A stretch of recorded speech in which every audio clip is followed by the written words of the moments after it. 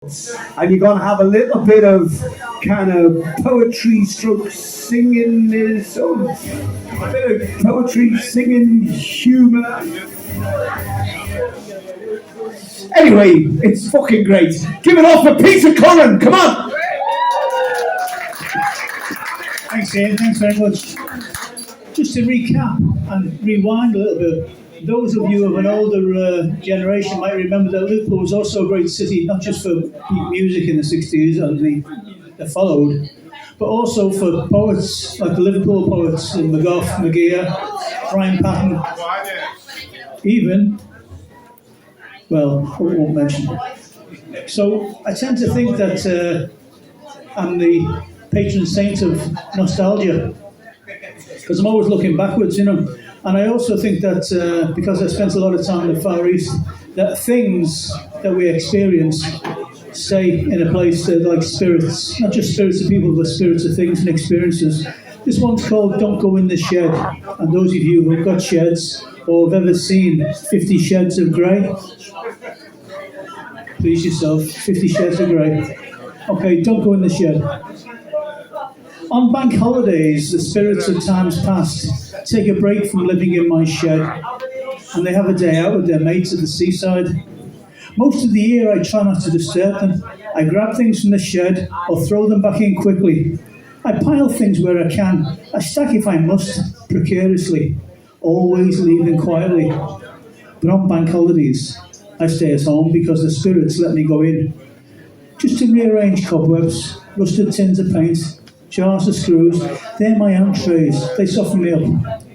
And then I move to the main event, and there they are at the back. Sleighs, plastic cracked and broken from long gone winter's days. I take them down from their hooks, remember their purchase, and then put them back.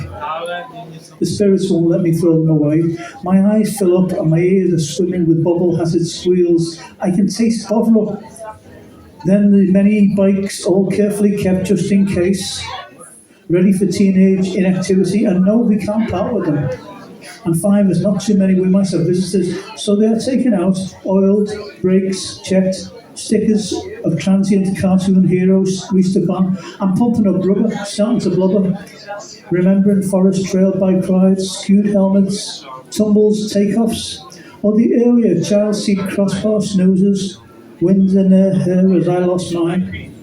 From the shelves I collect memories by the bucket and spadeful and bat them away with 6 different types of racket, squashed and ping-ponged. I use the technicolor fishing nets and lines to hook the crabbier ones. A ripped rubber dinghy still awaits repair and the removal of its sandy ballast collected en plage, along with special rocks which were transported home or else under pain of tantrums. And then the side gate blows open. The spirits are back from the shore. And I slither to the top of the garden whilst they boozily stagger back in, swiggering and winking to each other knowingly, like relations at a wedding. He's been in again, they titter.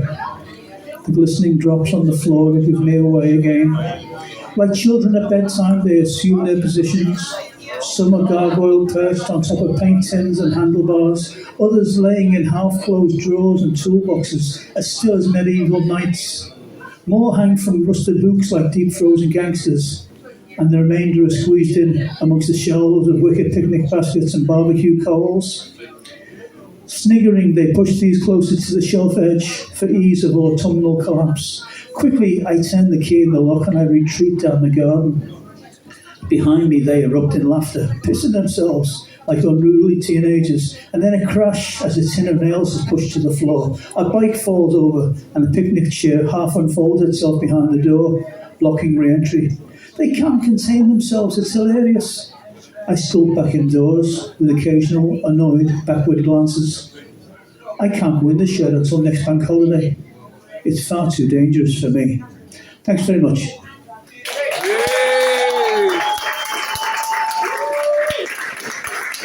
Brilliant.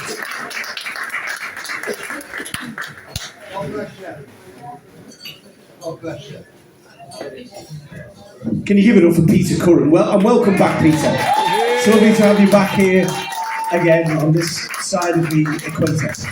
Wrap it up.